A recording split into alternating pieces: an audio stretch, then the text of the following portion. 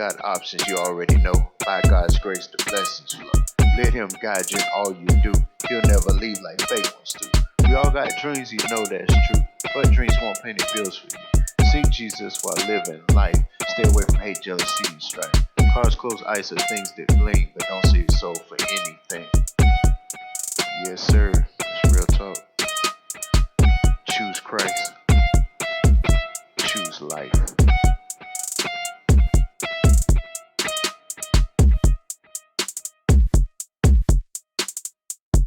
So, you went and got a new car. And it's not just any car. It's a Dodge Charger.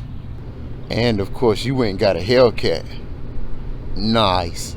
And it's not just a Hellcat, it's a red eye. Very nice. And when you go and try to crank it up, you want it to crank up, don't you? So you've been working hard, you're a go-getter. That's great.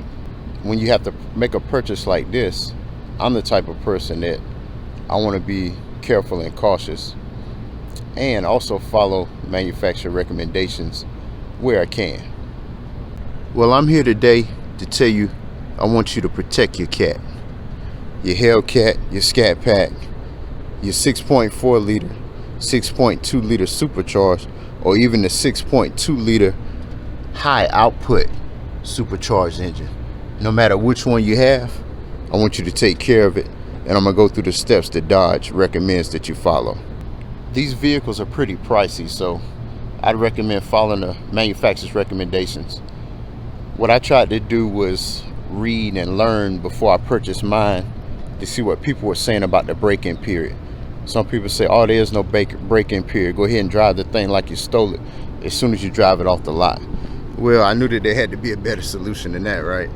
I hadn't really seen anybody reference or show the actual instruction manual for the car and the actual break-in period on the larger engine Dodge Chargers. It'd be applicable to the Dodge Challengers as well.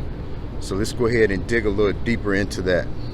I was able to get some information off of one of the Hellcat forums where somebody gave a detailed breakdown of how you should drive your car the first 100 miles when it has 100 to 300 miles, 300 to 500 miles, 500 to 1500 miles, and then also once you hit that 1500 mark on your odometer.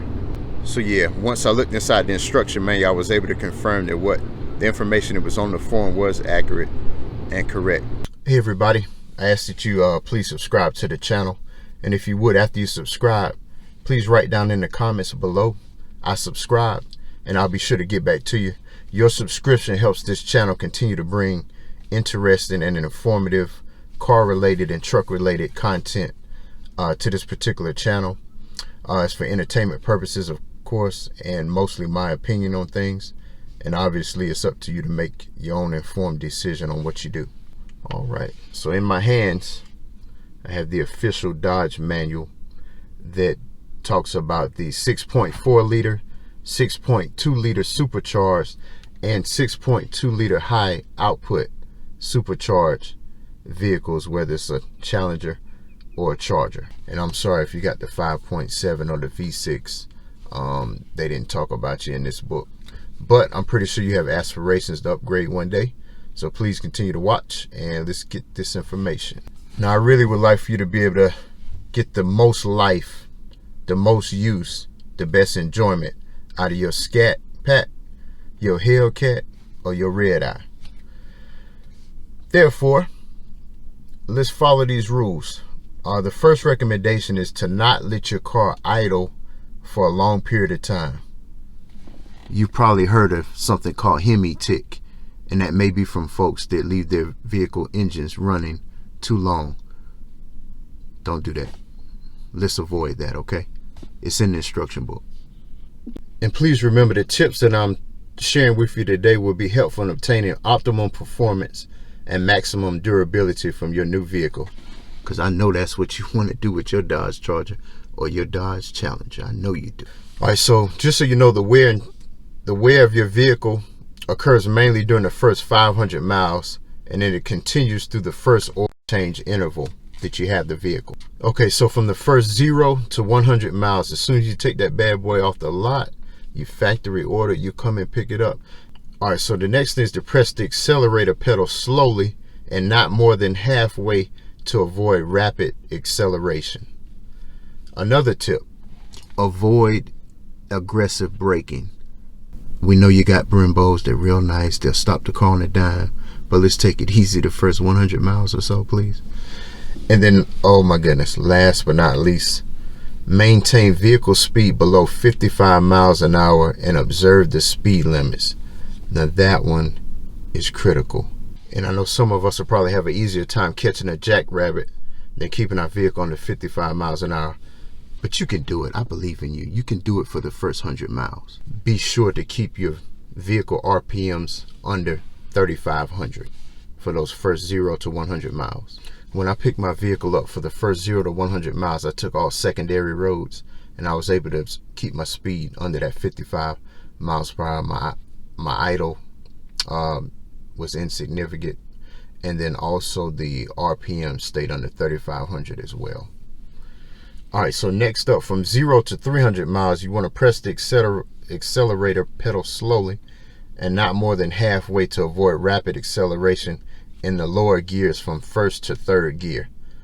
You want to continue to avoid aggressive braking. This time you want to drive with the engine speed less than 5,000 RPM and then maintain a vehicle speed below 70 miles per hour and observe the speed limits.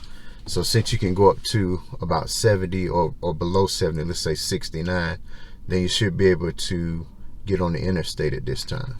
All right, so next up, let's go into how to properly break your vehicle in from 300 to 500 miles. Now it says you can exercise the full engine RPM range, shifting manually at higher RPM when possible. Do not perform sustained operation with the accelerator pedal at wide open throttle. So you still got to take it easy with your Cat, okay? Maintain vehicle speed below 85 miles per hour and observe local speed limits. So I don't know where you live. If your speed limit allows you to go up to 85, man, kudos to you. Okay, next up, for the first 1,500 miles, do not participate in track events, sport driving, schools, or similar activities during the first 1,500 miles. So basically from 501 miles to up to 1,500 miles on your odometer, you can pretty much have a little fun with the vehicle. You just got to take it easy with it in order to follow the recommendations. All right, and so just so you know, I'm on page 20 of the performance features guide in the book. All the information I share with you is officially from Dodge. And like you said, I follow mine to a T. I still haven't hit 1,500 miles yet, but I have had a little bit of fun with the vehicle, and I'm enjoying it. All right, everybody, I hope you found this video informative and you enjoyed it. And if so, please hit that like button for me. It helps the YouTube algorithm. And I mentioned about subscribing. That'll help keep us motivated and help continue to bring entertainment video content to your TV, your iPad, or your laptop. Thank you.